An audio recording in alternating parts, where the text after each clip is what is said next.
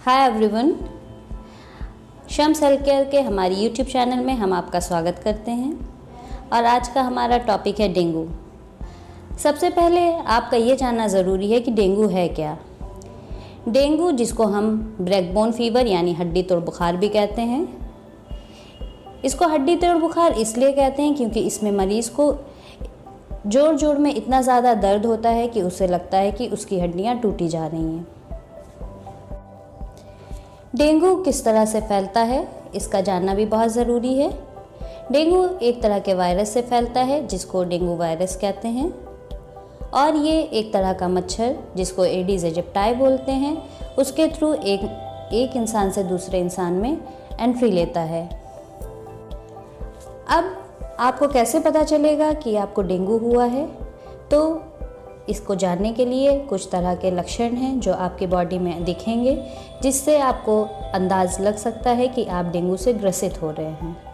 सबसे पहला लक्षण इसका है कि आपकी आंखें लाल हो जाएंगी, आपस में चिपकने लगेंगी, उनसे कीचड़ बहुत ज़्यादा आएगा और आंखों से पानी बहुत गिरेगा। जाड़ा देकर तेज़ बुखार आना, नाक से पानी आना, सिर दर्द करना, जोड़ों में दर्द होना, बुखार का बार बार पलट कर आना, नींद कम आना, भूख ना लगना और मुंह का स्वाद कड़वा हो जाना। इसके साथ साथ कमज़ोरी लगना, शरीर पर चकत्ते पड़ना और गिल्टियों का बढ़ जाना। WHO ने डेंगू को 4 ग्रेड में डिवाइड किया है। जो सबसे पहली ग्रेड है, ग्रेड 1, उसमें आपको क्या क्या लक्षण मिलेंगे। इसमें आपको बुखार, नज़ला, ज़ुकाम, बदन दर्द, जोड़ों में दर्द और इसके साथ साथ आपका टॉर्निक्वेट टेस्ट पॉजिटिव होगा। ग्रेड 2 की बात करें तो ग्रेड 1 के सभी लक्षणों के साथ साथ बॉडी से कहीं से भी ब्लीडिंग होने का खतरा बना रहता है। ग्रेड 3 में ग्रेड 2 के सभी लक्षणों के साथ साथ बॉडी का सर्कुलेटरी सिस्टम फेल्योर होने की संभावना रहती है।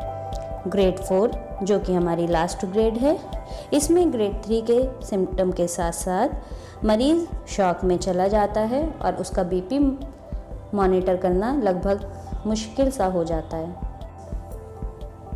इलाज। डेंगू का इलाज किस तरह से करेंगे? डेंगू के इलाज के लिए जो भी लक्षण आपकी बॉडी में हैं उसी के हिसाब से दवाई दी जाती है। जैसे आपको बदन में दर्द है तो आपको दर्द निवारक, बुखार है तो बुखार निवारक दवा दी जाएगी। अगर बॉडी में कहीं से ब्लीडिंग होना शुरू हो गई है तो खून को रोकने का इलाज किया जाएगा। ज़रूरत पड़ती है तो खून चढ़ाया भी जाएगा।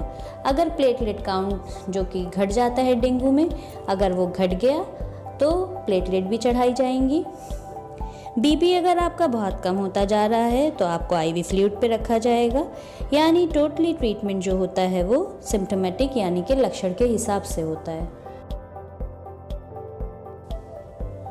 अभी तक हमने आपको क्लासिकल डेंगू फीवर के बारे में बताया था। डेंगू फीवर का एक और टाइप होता है जिसे डेंगू हेमरेजिक फीवर कहते हैं। इसको डायग्नोस करने का जो WHO ने क्राइटेरिया दिया है वो कुछ इस तरह से है। अचानक से बहुत तेज़ बुखार का आना, बहुत तेज़ सर्दी के साथ ये बुखार आपको लगभग 2 से 7 दिन तक एक जैसा बना रह सकता है। पूरी बॉडी में तरह तरह का हैमरेज होना, चकत्ते पड़ना, लाल या नीले रंग के छोटे बड़े चकत्ते पड़ना, नाक से खून का आना, मसूड़ों से खून का आना, खून की उल्टी होना या मल में खून का आना। इसके अलावा अगर आप अल्ट्रासाउंड कराएं तो उसमें आपको मिलेगा कि लीवर आपका काफ़ी बढ़ गया है।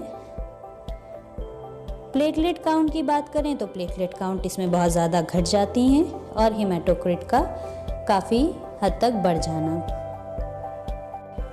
डेंगू की तीसरी टाइप की बात करें तो उसको बोलते हैं डेंगू शॉक सिंड्रोम।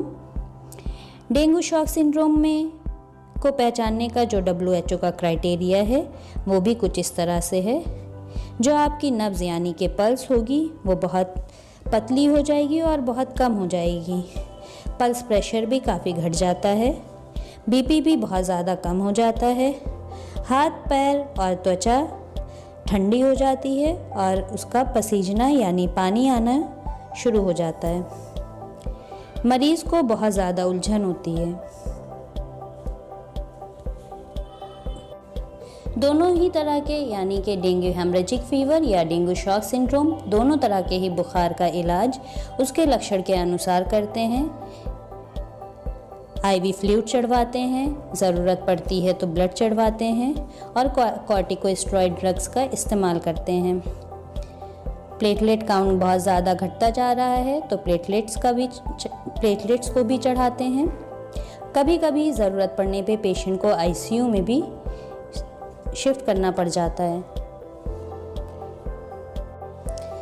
डेंगू के लक्षण के साथ साथ आपको डेंगू की श्योर शॉर्ट डायग्नोसिस के लिए कुछ टेस्ट करवाने पड़ते हैं, जो इस तरह से हैं। कुछ टेस्ट जैसे कि CBC यानी कि कंप्लीट ब्लड काउंट, ये आपका खून के ज़रिए होता है।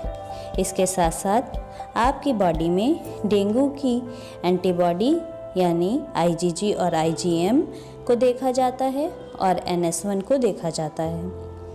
इसके साथ साथ आपको liver function test, kidney function test भी कराना पड़ेगा और CTBT PTINR भी कराना पड़ता है, ताकि आपको पता चल सके कि बॉडी में हैमरेज डेंगू की वजह से है या इनमें कमी की वजह से। इसके साथ साथ आप पूरे पेट का अल्ट्रासाउंड कराना पड़ेगा, जिससे आपको पता चले कि आपका लीवर नॉर्मल साइज़ में है या बढ़ा हुआ है, या पेट में किसी तरह का पानी वगैरह तो नहीं आ रहा है। अगर आपको हमारी वीडियो पसंद आई हो तो हमको सपोर्ट ज़रूर करें, और अगर आप कानपुर से हैं या आपका कोई परिचित कानपुर में है और आपको किसी भी तरह का पैथोलॉजी टेस्ट कराना है तो हमसे संपर्क ज़रूर करें। संपर्क सूत्र आपको स्लाइड में दे रखा है। Thank you.